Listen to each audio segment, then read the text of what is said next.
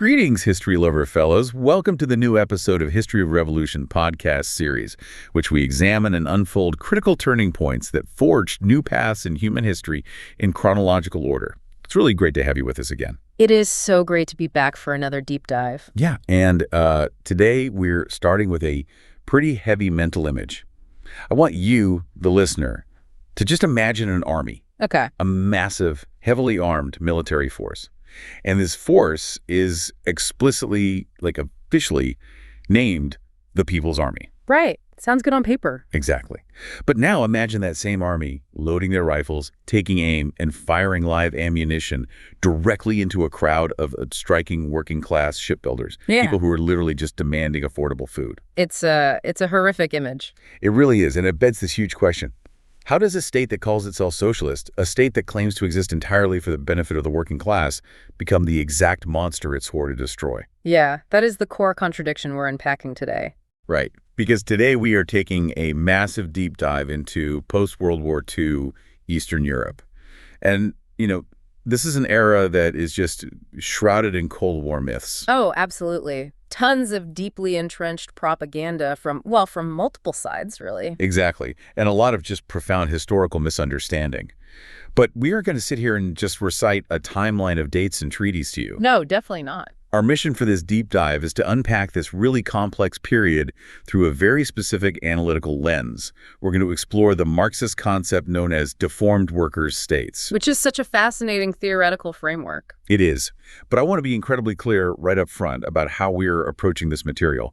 The deep well of sources we're drawing from today comes from the In Defense of Marxism website. Right. And that features these really extensive historical articles and theoretical works by authors like Ted Grant, Alan Woods, Marie Fredrickson, and several others. Yeah, we are essentially putting on their theoretical glasses today to see the world through their specific framework. Exactly. And look, if these sources contain politically charged content, and given the subject matter, they absolutely do.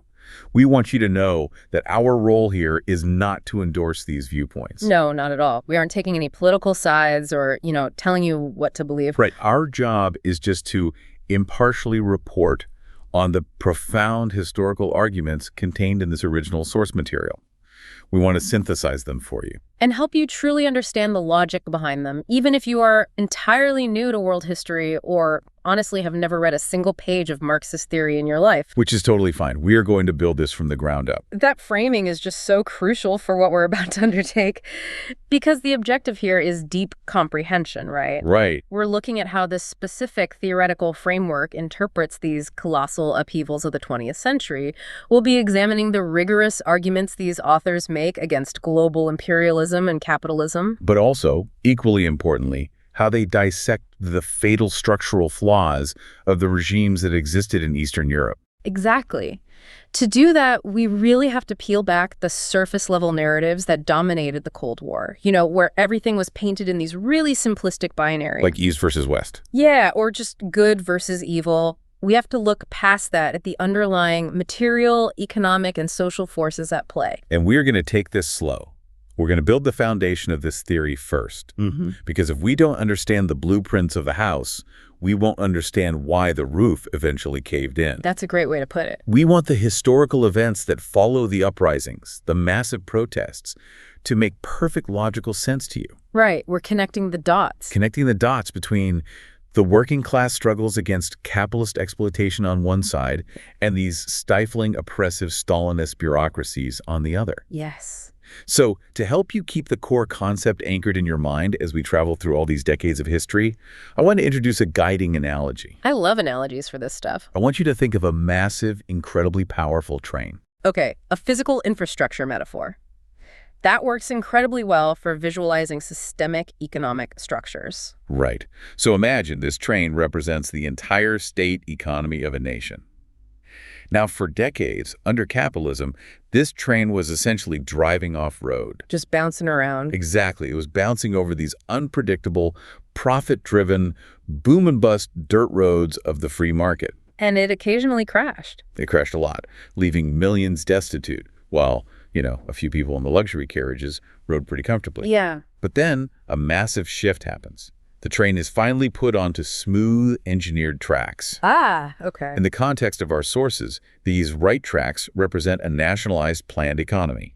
The private ownership of the economy is completely gone. Right, so the train is now mathematically designed and built to serve the passenger? Exactly, and the passengers represent the working class, which is the vast majority of society. But there's a problem. Right. There is a massive, fatal problem that sits at the very center of our entire deep dive today. This highly efficient train running on these pristine new tracks has been hijacked. Oh, wow. Yeah, it has been taken over by a corrupt, entirely unaccountable conductor. And this conductor represents the Stalinist bureaucracy. Right. And this conductor has firmly locked the heavy steel doors to the engine room. They refuse to let the passengers, the workers, have any say whatsoever in where the train stops. Oh, what route it takes. Exactly what cargo it carries, how fast it goes, nothing. They are locked out. That analogy perfectly isolates the friction inherent in the Marxist concept of a deformed worker state. It really does. Because the economic base, the tracks themselves, have been fundamentally transformed. The private ownership of the means of production, the factories, the land, the banks, that's all been abolished. Right. But the political control, the conductor in the engine room, is completely alienated from the people the system was actually built to serve. So to truly understand how this train got hijacked in the first place, we have to step back. We need to look at the actual material conditions on the ground at the end of the Second World War. Right, because we are looking at a European continent that is in absolute unimaginable ruins. Yeah, and it's hard for us today to even conceptualize the scale of that devastation. By 1945, tens of millions of people are dead. Entire cities from Warsaw to Berlin are just reduced to smoking rubble. The infrastructure is completely pulverized. Right, but amidst that apocalyptic devastation, there is also this colossal, unprecedented shift in the balance of global power. Yes. The Red Army's victories, pushing back the Nazi war machine town by town, and the ultimate defeat of fascism, it created a massive psychological and political upsurge among the masses across Europe. The working class was suddenly intensely aware of its own power. Exactly. And when the fascists were pushed back, they left behind a staggering vacuum in state power across Eastern Europe. Because the old capitalist class, the bourgeoisie of countries like Poland, Hungary, and Czechoslovakia, they had in many cases directly collaborated with the Nazi occupiers. Right, so when the Nazis retreated, those capitalists largely fled right along with them. They were terrified of the advancing Soviet army, and honestly, they were terrified of their own angry populations. Which makes sense. So their traditional state apparatus, the police forces, the courts, the local governments, it was completely shattered. Completely. And according to the Marxist sources we are analyzing today, the objective conditions for a genuine bottom-up socialist revolution were entirely present. The conditions were ripe. Ripe for the working class to simply step into that vacuum and take power directly into their own hands through democratic councils. But history took a different turn. A genuine or healthy socialist revolution didn't occur in Eastern Europe. The workers didn't get the keys to the engine room. No, they didn't. Instead, we got the hijacked train. Yeah. But why? I mean, if the old capitalist bosses had fled the country and the workers were already physically standing in the factories, why didn't the workers just take over? The answer there lies in the deeply contradictory nature of the Stalinist bureaucracy operating out of Moscow at that time. Okay. The Soviet bureaucracy, led by Joseph Stalin, had been enormously strengthened, both militarily and in prestige, by its victory in the war. Right. But despite all their official communist rhetoric, a genuinely independent, democratic movement of the workers in Eastern Europe was viewed by Moscow as a massive existential threat. Wait, I'm struggling with this. It's confusing at first, yeah. Because the Soviet Union was the self-proclaimed champion of the global working class. They literally had hammers and sickles on their flags. Why on earth would they see independent workers' movements in neighboring countries as a threat? Right. When they want more successful socialist allies? It seems completely counterintuitive until you examine the internal mechanics of the Soviet state itself. Okay, lay it out for me. The Marxist analysis we are exploring explains that the bureaucracy in the USSR was terrified of a quote-unquote good example. A good example. Think about it. If the working class in Poland or Czechoslovakia successfully established a healthy, democratic, socialist state, a society where the workers actually managed the factories themselves, debated policy openly, and elected their government through transparent councils, It would immediately serve as a glaring, shining alternative to the oppressive dictatorial bureaucracy inside the Soviet Union. Wow, okay. Exactly. The millions of Soviet workers who were suffering under heavy quotas, secret police, and a total lack of basic freedoms, they would look next door and say, wait a minute, they have a planned economy, but they also have freedom of speech and democratic control. Why don't we have that? Right. They'd realize the conductor was the problem. Yes. It would have sparked an immediate revolution inside Russia against the Stalinist caste. Therefore, the Stalinist bureaucracy had to prevent genuine workers' democracy in Eastern Europe at all costs, merely for its own political survival. So what is their actual playbook on the ground? Because the Red Army is physically sweeping across Eastern Europe, millions of soldiers are filling this massive power vacuum. Right. How do they stop the workers from taking over without just openly siding with the returning capitalists? Because doing that would destroy their ideological credibility. They engaged in what our texts describe as a highly calculated bureaucratic balancing act. A balancing act. As the Red Army occupied these territories, the Stalinists began balancing between the energized, radicalized workers' movement on one side and the weakened, terrified remnants of the old bourgeoisie on the other. Oh, I see. They essentially played the two classes against each other to cement their own absolute authority. Could you give me a concrete example of how that actually works on the ground? Sure. Initially, they would lean on the working class to strip the old capitalists of their remaining wealth and political power. They'd encourage the nationalization of major industries, which the workers, of course, enthusiastically supported. Right, laying the train tracks. Exactly. But the moment the workers tried to form independent strike committees, trade unions, or democratic councils to actually run those newly nationalized industries, The Stalinists would crack down. yes, they would suddenly lean back on the remnants of the old state apparatus. Sometimes they even employed former fascist police officers who were willing to switch loyalties. Wow, really? Yeah, they'd use them to ruthlessly crush the workers' independent organizations. They decapitated the grassroots leadership of the working class while simultaneously destroying the economic base of the capitalists. So they are playing both sides of the chessboard to ensure that they are the only ones left holding any power. Exactly. And the ultimate result of this cynical balancing act is what our sources formally define as a deformed workers' state. Yes. Let's use very direct, clear language here to make sure this concept lands. Capitalism, the system of private ownership for profit, essentially collapsed in these Eastern European countries.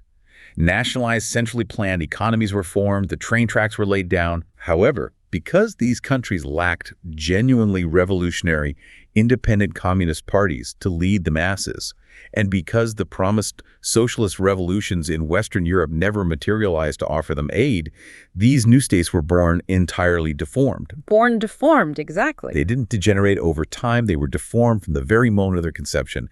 They were born with these stifling, top-down bureaucracies already installed, mirroring Stalin's USSR perfectly. That is the crucial distinction.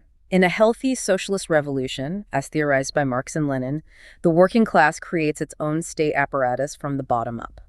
The state is an organic expression of the workers' democratic will. Right. But in Eastern Europe, after World War II, the state apparatus was entirely imposed from the top down by the bayonets of the Red Army and the political maneuvering of the Moscow bureaucracy. Which had massive global ramifications. I mean, it artificially strengthened world Stalinism for a whole historic period. And, as our texts point out, it directly set the geopolitical stage for the Cold War. Tragically, in the decades that followed, because there was no successful revolution in an advanced capitalist country to serve as a better model, a lot of heroic anti-colonial movements across the globe ended up looking to this deeply distorted, bureaucratic Soviet model as their only available blueprint. They didn't have another option to look at. Right. And this is where I want to bring in some very specific, sharp analysis from our sources to deepen this framework. We are referencing an extensive introduction to Eastern Europe written by John Pickard, A great piece. and also a deeply influential book called Russia, From Revolution to Counter-Revolution by Ted Grant. And interestingly, the foreword to Grant's book is actually written by the Vsevolod Volkov. Right, who happens to be Leon Trotsky's grandson. Exactly. Yeah. They highlight Trotsky's crucial historical distinction, which is really the skeleton key to unlocking everything we are discussing today. It is. Trotsky argued that in the Soviet Union, and by extension, the states they created in Eastern Europe, the fundamental social and economic gains of the original October 1917 revolution remained intact. Right. Meaning The state ownership of the economy and the planned system of production were still there. The train was still on the tracks. But, and this is the massive, world-altering but, the working class had been politically expropriated. Politically expropriated. It is a vital, precise term in Marxist theory. Explain that a bit more. Well, expropriation usually refers to taking away property. But here it means the political power, the decision-making authority, the literal voice of the workers was stolen from them. So they technically owned the entire economy on paper. It was the people's property. Yes. But in physical reality, they had absolutely no say in how it was run, what was produced, or how the wealth was distributed. Okay, I have to stop you here, because I know exactly what you, the listener, might be thinking right now. What's that? If this massive bureaucracy controlled all the factories, if they set the daily production quotas, if they decided who got an apartment and who didn't, and essentially held all the levers of power in society, Yeah. how are they any different from Henry Ford or John D. Rockefeller? Didn't this bureaucracy just become a new ruling class? Aren't they basically just capitalists painted red? It is an incredibly common conclusion to draw, and many mainstream sociologists and historians argue exactly that. They use terms like state capitalism or a new bureaucratic class. Right, it feels like it fits. It does feel that way, but the rigorous Marxist framework we are utilizing today makes a very specific structural distinction that changes everything about how we understand the ultimate fate of these countries. Okay, what's the distinction? Theorists like Trotsky and later Ted Grant argued vehemently against the idea that the bureaucracy was a new ruling class. In Marxist theory, a class is strictly defined by its relationship to the means of production. Meaning who owns what? Exactly. A capitalist is a capitalist because they legally, privately own the property, the factories, the land, the patents. They can buy it, sell it, and crucially, they can pass it down to their children as inherited private wealth. Oh. And the Stalinist bureaucrats, no matter how powerful they were, didn't legally own the state industries. They did not. A factory manager in Warsaw or a party boss in Moscow did not own the steel mill they commanded in the way a capitalist owns a multinational corporation. The economy remained stubbornly nationalized. It belonged to the state. Exactly. Therefore, this Marxist analysis defines the bureaucracy not as a new economic class, but as a parasitic growth. A parasitic caste resting on top of the economic base of a worker state. A parasitic caste. Let's really visualize that. Like a literal biological parasite living inside a host body. It's the most accurate analogy available. Think of a tapeworm inside the human digestive system. Okay, a gross image, but I'm with you. Right, it is gross, but it's accurate. The tapeworm doesn't own the body. It doesn't contribute to the digestion of food. It doesn't pump blood. It doesn't create any nutrients whatsoever. It is completely, entirely unproductive. It simply attaches itself to the intestinal wall and siphons off a massive amount of the energy and resources generated by the host. Exactly. All for its own bloated privilege, making the host violently sick and malnourished in the process. The Stalinist bureaucracy functioned exactly like that tapeworm. They extracted massive, unjustifiable privileges from the labor of the working class. Yes, they had access to special, hidden stores filled with Western goods, luxury apartments, priority health care, enormous off-the-books salaries. But they extracted this wealth through political corruption, systemic mismanagement, and a total monopoly on state power, not through the legal ownership of capital or the generation of profit. Precisely. So, returning to our train analogy, the corrupt conductor doesn't actually own the train. The state owns the train. Ooh. But because the conductor has bolted the engine room door shut, and because he holds the only gun on board, he gets to sleep in a luxurious first-class cabin, eat imported caviar, and drink champagne. While the actual passengers, the workers whose labor keeps the train moving, are crammed into freezing coach cars, completely unable to steer or even complain about the temperature. That synthesis captures the dynamic perfectly. They are managers who have violently usurped political control, not owners who have invested capital. And understanding that they are a parasite rather than a necessary, organic, foundational part of the economic system is the absolute key to understanding the revolutions that follow. Why is that distinction so important for the revolutions? Because a parasite can be surgically removed without destroying the host body. Oh, I see. If the bureaucracy were a genuine new capitalist class, the working class would have to overthrow the entire economic system. They would have to destroy the property relations, tear up the tracks entirely to get rid of them. But because the bureaucracy is just a parasitic caste, the Marxist argument is that the workers don't need to destroy the nationalized planned economy. The tracks are fine. They just need to organize, burst into the engine room, remove the parasitic conductor, and assert direct democratic control over the train they already technically own. Exactly. And history proves that a parasitic caste cannot suppress the genuine material desires of the working class forever.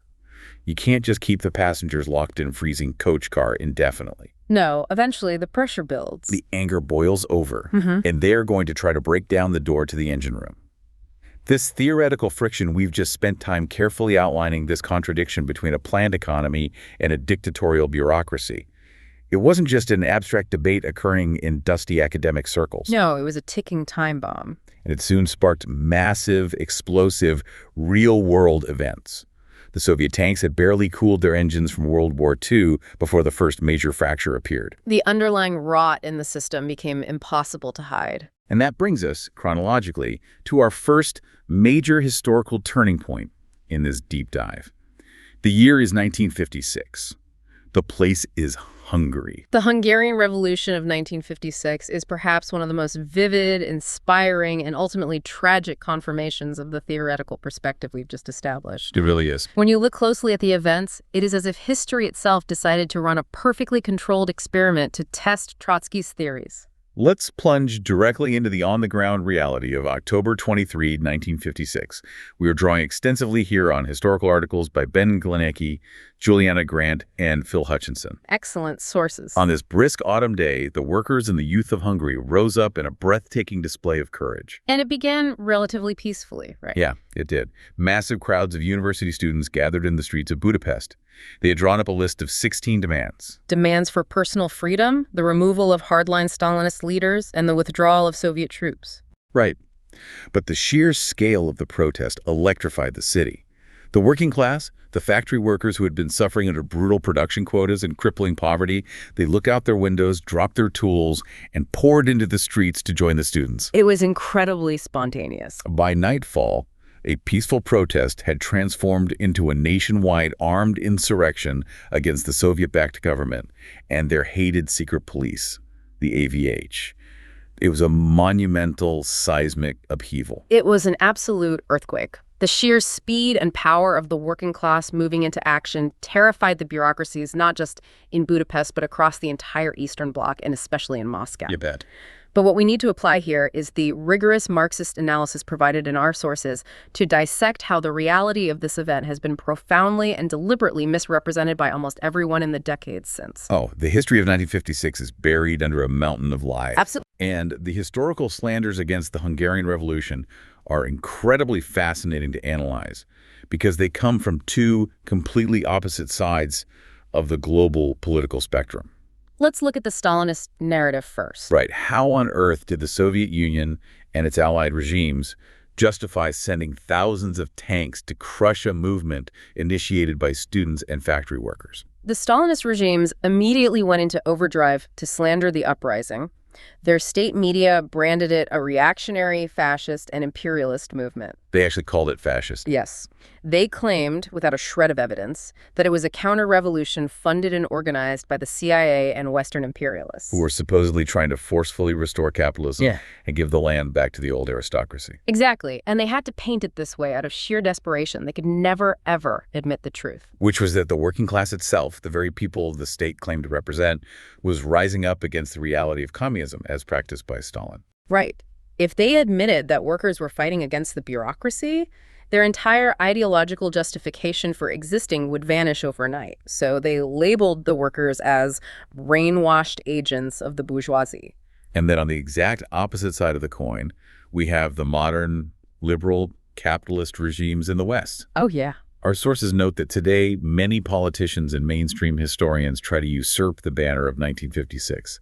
They pretend that the brave Hungarian workers and students were fighting and dying in the streets because they wanted Western-style free market capitalism. They frame the revolution entirely as a fight for bourgeois democracy and the right to open a private business. Exactly. And the profound insight of the Marxist analysis we're exploring is that both of these narratives, the Stalinist lie and the liberal capitalist lie, are fundamentally demonstrably false. They both willfully ignore the actual documented material demands made by the workers on the ground during those fateful days. Right, because when you bypass the propaganda and look at what the Hungarian workers actually did, the pamphlets they printed, the radio broadcasts they made, the organizational structures they formed, a completely different, undeniable picture emerges. So we need to cut through the static and make this crystal clear for you, the listener. What was the true, articulated goal of the Hungarian heroes of 1956? According to authors like Phil Hutchinson and detailed reports from the archives, this was unequivocally a political revolution, not a social revolution. And we really need to pause and define those two terms with absolute clarity because the difference is everything. It is the most vital distinction in Marxist theory when analyzing this period. So a social revolution is an event that fundamentally changes the underlying economic property relations of a society. It changes who owns the wealth. For example, the French Revolution was a social revolution, violently moving society from feudalism to capitalism. Right. And the Russian Revolution of 1917 was a social revolution, moving society from capitalism toward a nationalized, planned economy. In our analogy, a social revolution means tearing up the dirt road and laying down the train tracks. Precisely. A political revolution, on the other hand, leaves the underlying economic foundation, the property relations, entirely intact. Oh, okay. Instead, it overthrows the state apparatus, the government structure, the political ruling group that sits on top of that economy. The sources we are citing emphasize, with extensive historical proof, that the Hungarian workers were absolutely not trying to restore capitalism. No, they did not demand that the steel mills be handed back to private owners. They did not demand that foreign corporations be allowed to buy up their resources. The workers had memory. They remembered the poverty of the capitalists days before the war, and they didn't want it back. They wanted to keep the train on the nationalized tracks. They knew the tracks were the right way forward. They just wanted to violently kick the corrupt, dictatorial conductor out of the engine room. Yes. They were fighting, bleeding, and dying to establish a healthy, vibrant, democratic workers' state. Their vision was genuine socialism. Look at what they physically built during the uprising. In a matter of days, spontaneously, the workers formed democratically elected workers' councils to manage the factories themselves. They demanded the immediate withdrawal of all Soviet troops. They demanded the complete disbandment of the secret police. They demanded the equalization of wages to end the massive privileges of the bureaucrats. They demanded true freedom of the press and the establishment of workers' democracy. They wanted to keep the planned economy, but they understood a profound truth. A planned economy requires the oxygen of democratic control by the masses to actually function efficiently. Without democracy, the plan suffocates. Exactly. They wanted to rid the system of the parasitic bureaucracy that was choking it. It is so incredibly powerful when you look at it through this lens. It changes the entire meaning of the Cold War. It really does. Phil Hutchinson's article points out that the Hungarian Revolution vividly, almost miraculously, confirmed Leon Trotsky's perspective from decades earlier. Trotsky had predicted that the working class under a Stalinist dictatorship would not simply accept their miserable, alienated conditions forever. And crucially, he predicted they would not beg for a return to capitalism. They would inevitably move to take power into their own hands to realize the true, original promise of socialism. It proved the Marxist concept of historical materialism in real time, the idea that human history isn't driven by abstract, floating ideas, but by the physical economic realities people live in. The grinding reality of empty shelves and secret police forced the workers to move. It was a living vindication of that theory. The workers, experiencing the daily grinding contradictions of a deformed workers' state, the maddening clash between the immense potential of a planned economy and the suffocating, inefficient reality of bureaucratic mismanagement, they naturally and organically gravitated towards a political revolution. Nobody had to teach them the theory. They intuitively understood what was required to fix the broken system they lived in. But tragically, as we know, the bright flame of the Hungarian Revolution was brutally snuffed out. It was. The Soviet leadership, under Nikita Khrushchev, realized that if the Hungarian workers succeeded, the game was over. The Soviet tanks, thousands of them, rolled back into Budapest. The city was bombarded. Thousands of workers and students were killed, and the movement was drowned in blood. The bureaucracy simply could not allow a successful functioning model of democratic socialism to exist. It would have meant the immediate end of their power and privileges across the entire Soviet sphere. It was a devastating defeat for the working class globally.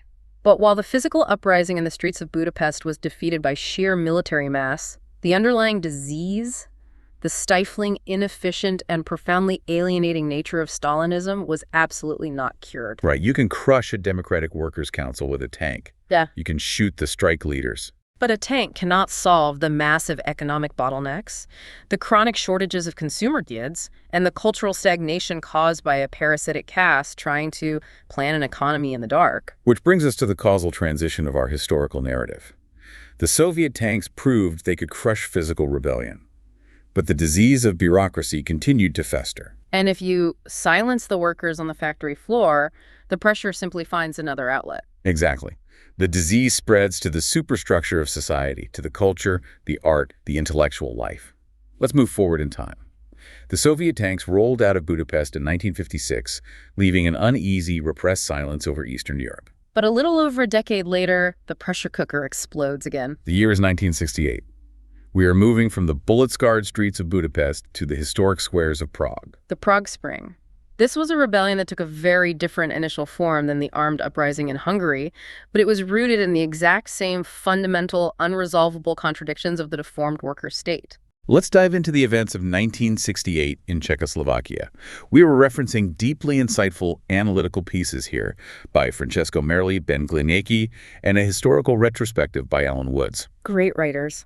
The spark for this immense nationwide upheaval didn't actually start with a wildcat strike at a massive steel mill or a riot over bread prices. It began in a place that might seem somewhat surprising at first glance. Where was that? A highly contentious, stormy session of the Czechoslovak Writers' Union. That is a detail that often surprises people studying this era. Why would a revolution against a massive, heavily armed, bureaucratic state apparatus begin with novelists, playwrights, and poets? Well, according to the historical record in our sources, this writers' union held a congress and bravely passed a resolution supporting the Soviet author Alexander Solzhenitsyn. Right, who was internationally famous for protesting against the suffocating state censorship in the USSR. So I need you to connect the dots for us here. Why is censorship such a central, sensitive, non-negotiable issue for these deformed worker states? It's a great question. Why does a state that commands millions of soldiers, nuclear weapons, and controls the entire national economy feel existentially threatened by a novelist writing a book? It goes right back to the core concept of the parasitic caste we discussed earlier. Intellectual and cultural repression isn't just a byproduct of Stalinism. It is an absolute necessity, a vital, load-bearing pillar for a bureaucracy that lacks a legitimate democratic mandate from the working class. Right. Think about it this way. If a government is genuinely democratic, if it is transparently run by the workers for the workers, it can withstand open criticism. It can handle it. Exactly. It can engage in robust public debate about how to improve the economy, how to allocate resources, or how to address societal flaws. Truth is an asset to a democratic planned economy. But the Stalinist conductor on our hijacked train can't allow that. Because if the passengers start talking to each other, they'll realize the conductor is stealing their luggage. Exactly. Yeah. Because the bureaucracy's position of power is inherently illegitimate from a Marxist perspective, they have usurped power, not earned it any open criticism, any free artistic expression that points out the glaring flaws, the deep corruption, or the staggering inefficiency of the system is a direct existential threat to their survival. The bureaucracy simply cannot survive the truth. No, it can't.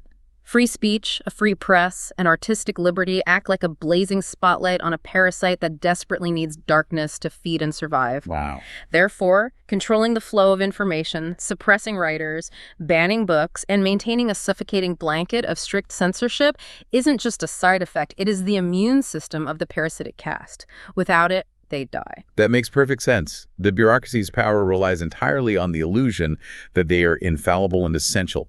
So when the Writers' Union in Prague stands up and starts demanding an end to censorship, they aren't just asking for better publishing contracts. They are essentially pulling on a single thread that could unravel the entire bureaucratic sweater. And the regime's attempts to suppress the writers only threw fuel on the fire.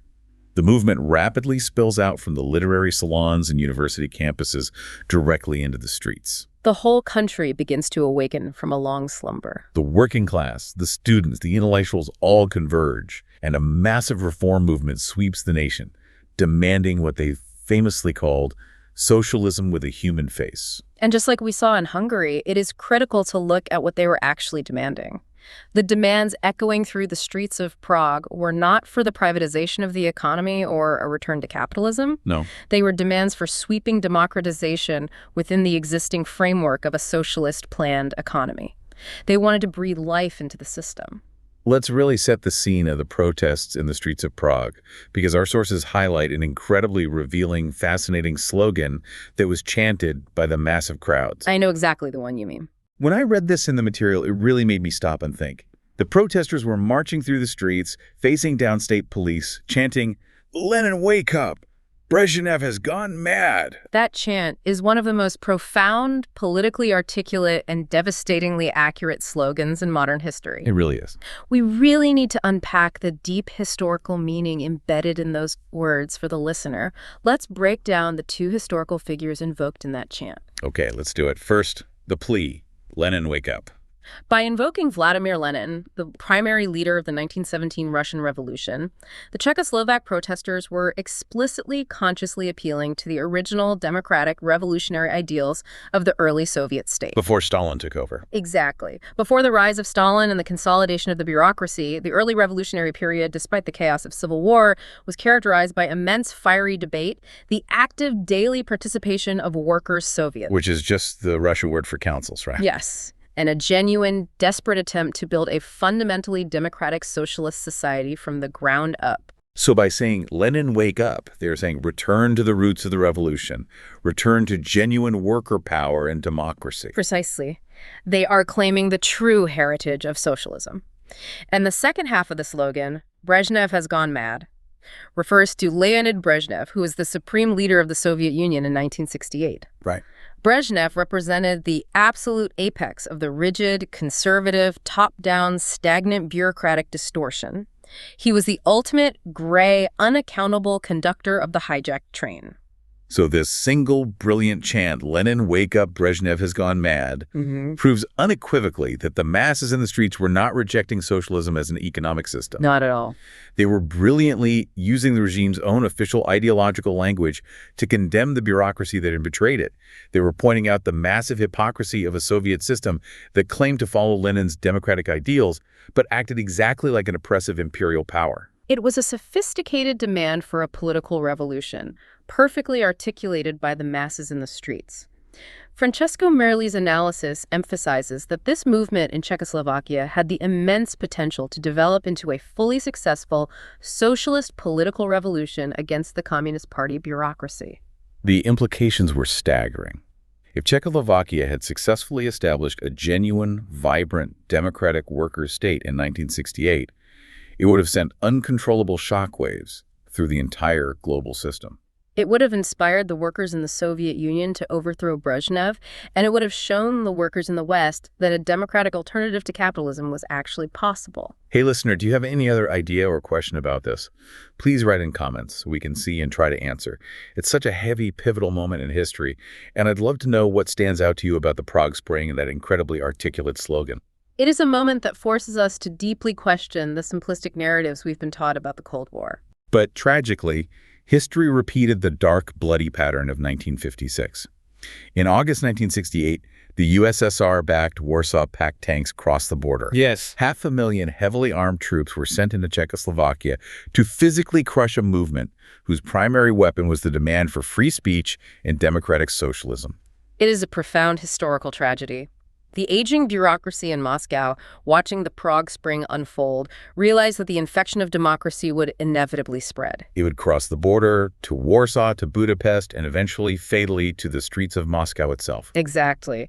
So they utilized the absolute only tool they had left when ideological control and censorship failed: brute, overwhelming military force. They crushed the Prague Spring, imposing a bleak period of severe repression, purges, and what they chillingly called normalization. As we transition to the next phase of our historical journey, a crucial Marxist insight emerges from the rubble of Prague. The Soviet tanks proved they could crush a protest over censorship. You can arrest the playwrights, you can ban the books, and you can occupy the public squares with soldiers. But tanks cannot bake bread. Exactly. Tanks cannot design efficient supply chains. Tanks cannot solve the fundamental, grinding economic inefficiencies created by a blind, parasitic bureaucracy. The economic contradictions of the deformed worker state weren't solved by the invasion. They were just temporarily suppressed, grinding away like a cancer in the background. The bureaucracy had secured its political survival for the moment, but it had doomed its economy. And just 2 short years after the tanks rolled into Prague, that economic rot finally hit the one place the state absolutely couldn't ignore. Where's that? The crisis moved from the literary unions of Czechoslovakia directly to the heavy industry shipyards of Poland. The contradictions were sharpening rapidly. The crisis was moving from the superstructure of culture and ideas down to the very material base of the economy. By the way, if you liked and interested in the topics in the video so far, please don't forget to like, share, and comment. Also, we'd be appreciated if you subscribe to the channel to be informed about new episodes. It's also really important for us to continue this series. Okay, let's turn our attention to the freezing Baltic coast of Poland. The year is 1970. We're using a deeply researched, harrowing article by Maciej Kuzminiecki about the events that became known as Black Thursday. The trigger for this massive, explosive uprising wasn't a philosophical debate over free speech or a resolution passed by writers. It was something brutally immediate, physical, and material. Right. It was a huge, sudden, arbitrary increase in the prices of basic food products. We are talking about staggering price hikes on meat, bread, butter, the absolute bare essentials required for human survival. And this specific economic trigger is incredibly revealing when analyzed deeply through our Marxist framework. We have to pause and ask a fundamental question. Which is? Why did a nationalized, planned economy, a system which theoretically exists solely to provide for the needs of the masses without the profit motive, suddenly have to implement massive price hikes on basic food just to balance its books? That's the million-dollar question. If the entire economy is planned from the top down by thousands of economists, shouldn't they have, planned for enough food to be available at affordable prices? Isn't that the whole point of the system? Exactly. Here is where we return to the fundamental fatal flaw of the parasitic caste. A centrally planned economy operating without the democratic input of the working class is like a human body functioning without a nervous system. Oh, wow. A body without a nervous system. Let's really unpack the mechanics of that metaphor because it perfectly explains how the economy failed. Okay. If I accidentally put my hand on a hot stove, my nervous system instantly sends a screaming signal to my brain saying, pain, tissue damage, pull away. The brain reacts instantly to the reality on the ground. Exactly. In a healthy, democratically planned economy, the workers themselves are that vital nervous system. If there is a sudden shortage of grain in a specific region, or if the quality of shoes being produced in a factory is terrible and falling apart, the Democratic Workers' Councils, who are both the producers and the consumers, instantly communicate this pain, this reality, back to the central planning committees. The brain receives the signal. Yes, and they then adjust the economic plan dynamically, based on reality, to fix the problem. But under Stalinism, the conductor has locked the engine room door. The bureaucracy sitting in offices in Warsaw or Moscow is the brain, but it has completely severed the nervous system. Yes, they are attempting to plan an incredibly complex modern economy entirely in the dark. They issue rigid top-down quotas based on arbitrary statistics, political desires, and guesswork, not actual human needs. Wow, just guesswork. Because the workers are alienated and have absolutely no say in the process, productivity naturally stagnates. Why work hard if the bureaucrat gets the reward? Agricultural collectivization is bungled by city bureaucrats who know nothing about farming. The result of a severed nervous system is chronic shortages, immense industrial waste, and massive economic bottlenecks. By 1970, the Polish bureaucracy's only solution to the catastrophic economic crisis they themselves had created through mismanagement was an act of sheer desperation. What did they do? They decided to force the working class to pay for the bureaucracy's mistakes through sudden, massive price hikes on food announced right before Christmas. And the working class, pushed to the absolute brink of starvation and cold, naturally struck back. The workers in the massive Polish coastal shipyards and factories in cities like Jorsk, Szczecin, Gdynia, and Elbląg rose up in massive, furious protests. And it is absolutely vital to know who exactly was rising up here. Yes, these weren't isolated university intellectuals or dissident poets. These were the shipyard workers, the heavy industrial proletariat, the guys in hard hats swinging hammers. This was the very core demographic, the specific social class that the Stalinist state claimed it existed solely to champion and protect. It was a stark, undeniable exposure of the regime's true nature. The working class recognized, through bitter material experience, that the state apparatus did not represent them in the slightest. The strike spread rapidly from the shipyards into the cities, with workers burning down the local Communist Party headquarters. They were challenging the very authority and existence of the Polish United Workers' Party. Which leads us to the profound, bloody tragedy of December 1970. I want to convey the heavy, grim reality of what happened next. It's awful. Just a week before Christmas, facing a massive uprising of the industrial working class, the Polish government deployed the military and the riot police against the striking workers.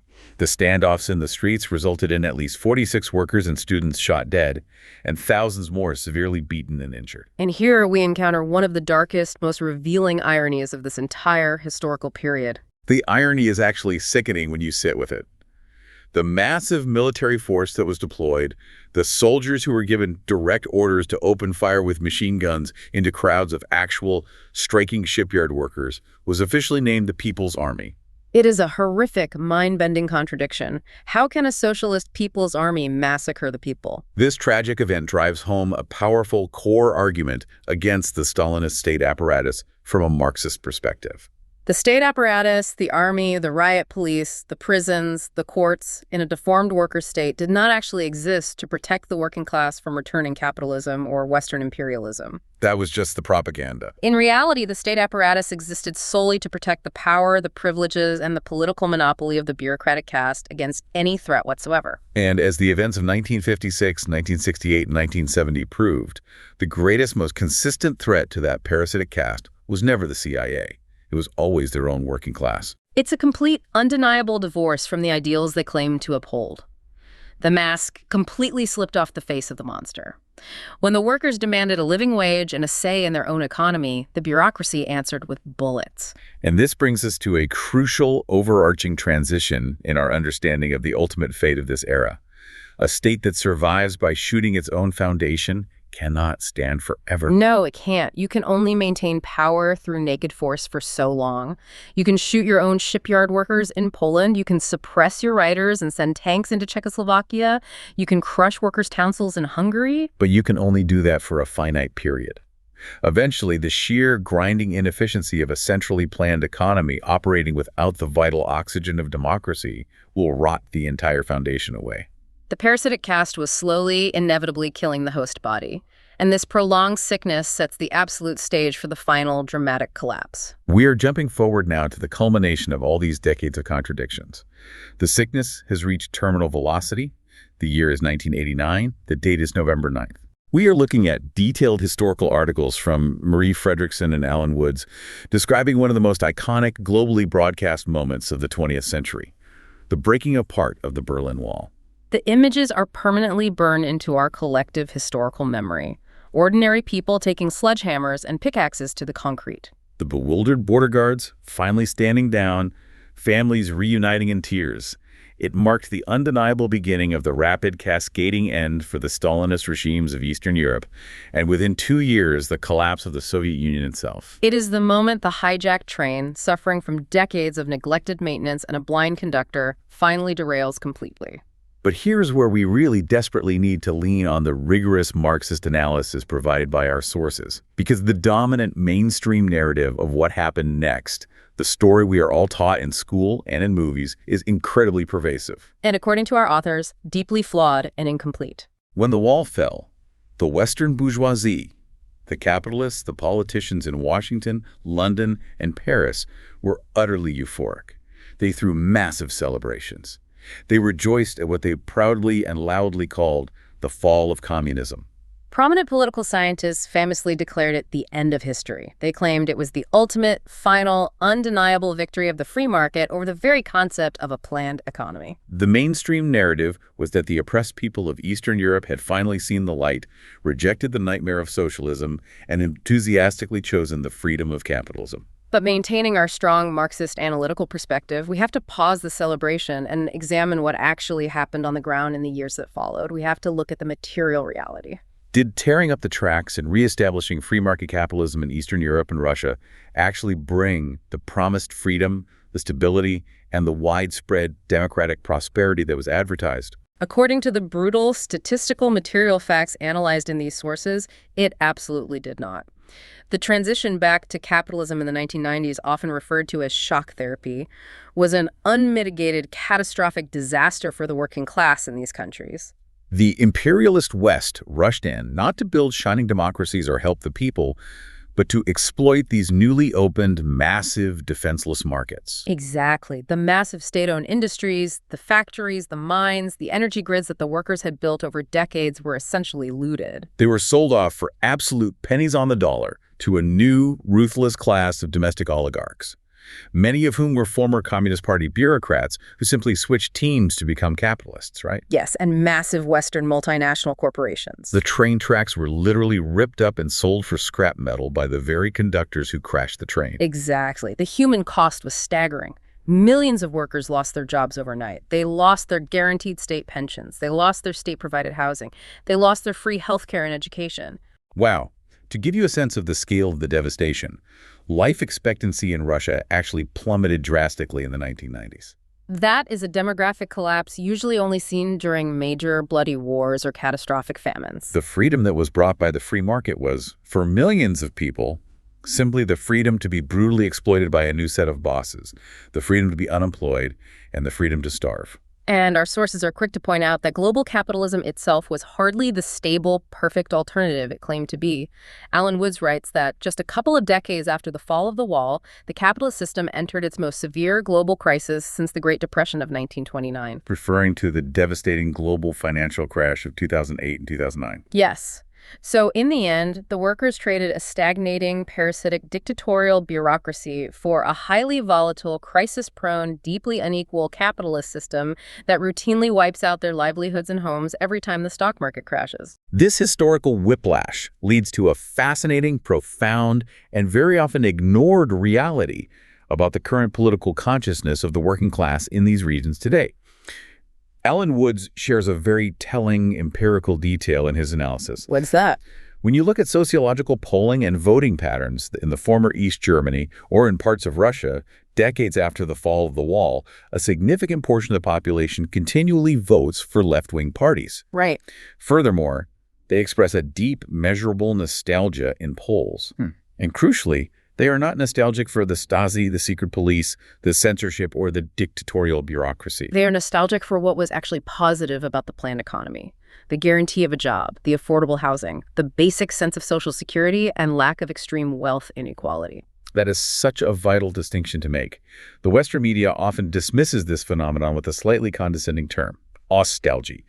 They paint it as a foolish, irrational nostalgia for a terrible past by people who just don't understand modern freedom. But based on what we've discussed today, it's much deeper and much more rational than that. The workers aren't missing the corrupt conductor who locked them out of the engine room. They are missing the stability of the train tracks. They miss knowing the train is going to arrive at the station. Precisely. Let's really synthesize this point, because it is the ultimate crux, the grand takeaway of this entire historical deep dive. Let's hear it. After violently rejecting Stalinism because of its suffocating lack of democracy and economic mismanagement, the workers in Eastern Europe finally had a taste of actual unrestrained free market capitalism. They lived through the mass unemployment, the rampant privatization of public goods, the rise of corrupt billionaires, and the extreme grinding inequality. And the conclusion drawn by many with the painful benefit of hindsight is that the core original concept of socialism, meaning a genuinely democratic planned economy run by the workers, is far superior to both the bureaucratic nightmare of Stalinism and the chaos and inherent exploitation of the capitalist free market. It's the profound realization that the initial idea of the revolution was right, but the execution was horribly, fatally deformed by historical circumstances. Exactly. They realize now that in 1989, they didn't need to destroy the train and tear up the tracks. They just needed a genuinely democratic system to kick out the parasite and elect a new conductor from among the passengers. The ultimate tragedy of 1989 is that, unlike the movements in Hungary in 1956 or Czechoslovakia in 1968, the political revolutions at the end of the Cold War were not successful in establishing democratic workers' states. The economic rot had gone too deep. The political confusion among the masses was too great. And crucially, the necessary revolutionary Marxist leadership was lacking. So the complete collapse of Stalinism simply paved the way for the chaotic restoration of capitalism, returning the entire region to the brutal whims of the global market, with all the inevitable crises, poverty, and inequality that entails. Okay, let's take a deep breath and briefly summarize the immense, complex historical journey we've just taken together. We covered a lot of ground. We started by looking at the smoking rubble and power vacuums created by the devastation of World War II. We saw how the Soviet bureaucracy, acting out of cynical self-preservation and fear of a democratic alternative, balanced between classes to establish deformed worker states across Eastern Europe, building nationalized economies, but ruthlessly denying even an ounce of democratic worker control. We then witnessed the inevitable, explosive results of that contradiction. We explored the heroic but deeply tragic worker uprisings driven by the material realities of their oppression. From the brilliant, spontaneous political revolution of the Hungarian Workers' Councils in 1956 to the desperate fight against stifling censorship in the Prague Spring of 1968. To the freezing shipyard strikes in Poland in 1970, where the so-called People's Army fired live ammunition into its own people. And finally, we analyzed the ultimate collapse of Stalinism in 1989. Seeing it not as a triumphant victory for the working class, but as a tragic, chaotic return to the harsh realities, massive inequalities, and inherent crises of capitalist exploitation. It is a dark and complex history, filled with betrayal and defeat.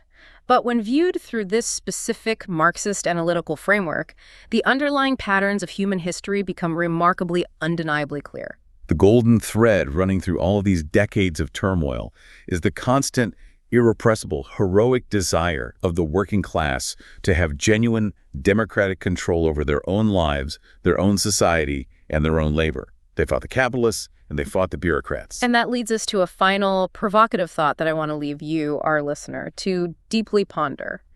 We've spent this entire deep dive looking backward at the tragedies of history, but the purpose of understanding history is to look forward to the future. That is the ultimate defining question. If we take the profound lessons of this history seriously, it demands we look to our present moment. If the workers in these deformed states continually risk their lives, bravely facing down tanks, secret police, and bullets, not to restore the chaos of capitalism, but in a desperate, principled struggle to build a true democratic socialism. And if the global capitalism that ultimately replaced those regimes is today visibly failing to provide basic stability, causing massive, unprecedented wealth inequality, destroying the environment, and lurching violently from crisis to crisis. What would it look like if a modern revolution actually succeeded?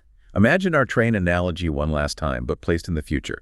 What would happen if, today, in a modern, highly technologically advanced society with instant global communication and massive productive capacity, a revolution finally achieved what the heroes of Budapest in 1956 and Prague in 1968 fought and died for? What could human society actually achieve with a nationalized, rationally planned economy that is actually tangibly controlled by the working class from the bottom up? An economy finally freed from both the chaotic, destructive exploitation of the capitalist billionaire class and the suffocating dictatorial grip of bureaucratic parasites.